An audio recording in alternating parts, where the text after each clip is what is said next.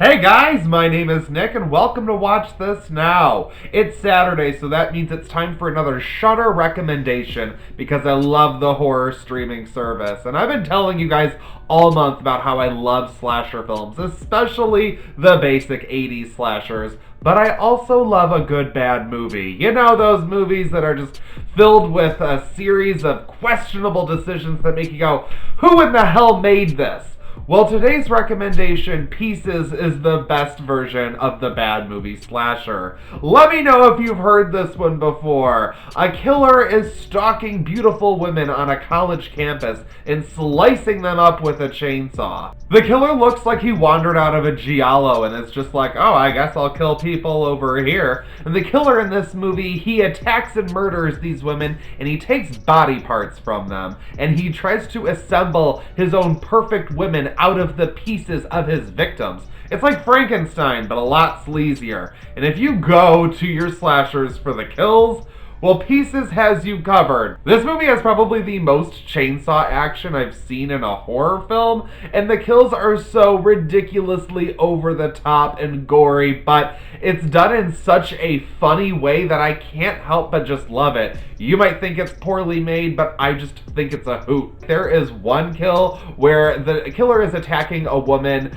at the school, and for some reason the school has a waterbed because the movie just wanted it to, and it's so terrible. He goes to stab the woman in the back of the head, and you can see the rubber knife bend, and it looks so bad, but it's so funny, and I can't help but love it. Let me give you just a taste of this disaster piece, because this movie is truly the definition of so bad it's good. Like, it's so bad, it creates its own art. Now, in this movie, we start out in the 40s, and there is this kid who is putting together a puzzle that is a picture of a naked lady. Like, where does a kid get a titty puzzle? I guess only in the 40s. But his mom ends up finding it and she flips out. She's the most extra mom ever. And she's grabbing all of his toys and she's ready to burn his shit to the ground. And he, like any privileged brat would, picks up an axe and murders her. He chops her up to bits.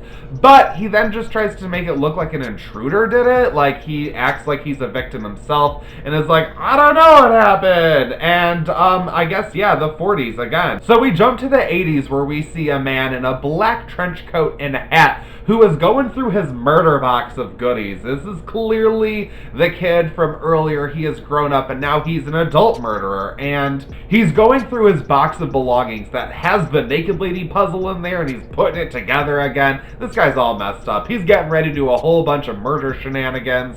And we can just tell he's off his rocker. Now, on the college campus that we spend most of this movie on, there is a girl that's just skateboarding around because I guess it was cool in the moment to be skateboarding, and she rides straight into a plate glass window and it shatters, and like, you think maybe it'd be a little hospitalized out of that, but nope. Next thing we see, homegirl is just at the park chilling, having a wonderful time, until the killer, in broad daylight, runs out with a chainsaw and decapitates her. It is the most brazen and unintentionally hilarious kill I think I have seen in a movie. So the police, of course, show up and they're just like, wow, better watch out for a chainsaw murderer. Then we see some students smoking weed in a hallway, just not giving a single fuck, and we are introduced to Kendall, this Jonas Brothers looking little bitch, and he is a huge slut, and he's supposed to be getting it on with this blonde chick in the pool, but she also gets chainsaw murdered, so the police are back, and they're like, how'd this one get sawed up? So there's a policewoman that comes in to try and blend in with the students so she can, like, get information on the killer or whatever, find any leads, and it's just like, she looks like a 30-something and she's trying to blend in with the 20-somethings, and it just reminds you that this movie is committed to not making a lick of sense. So then, naturally, we cut to some women doing aerobics and playing tennis to remind us that this is an 80s movie. One of the aerobics ladies ends up trapped in an elevator with the killer, and he straight up chainsaws her arm off, and it's friggin' ridiculous. It is just so much. This whole movie, Pieces, it's not as ridiculous as what happens next in the police lady that's there at the campus. She ends up being attacked by this kung fu guy out of nowhere. He just pops out in the middle of the night and starts doing karate kicks at her. And it's just like, what is even happening, Pieces? What are you? This is just a taste of Pieces. I'm not going to give you the whole thing, but that's a half breakdown. This movie is so ridiculous, but it's so much fun. I own it. I love it. This movie is fantastic. I definitely think drinks are required for this one, but I still highly recommend Pieces because it is one of the most ridiculous horror films in existence. If you're a slasher fan, you can't pass it up. If you're a horror fan, you have to see it. And if you love bad movies, this is like the holy grail of bad horror. I'm going to give Pieces a 2 out of 5. Again, it is so bad it's good in its own way, and that's what makes Pieces a unique and interesting experience. What did you guys think of Pieces? Let me know in the comments below. I love this movie. I don't care.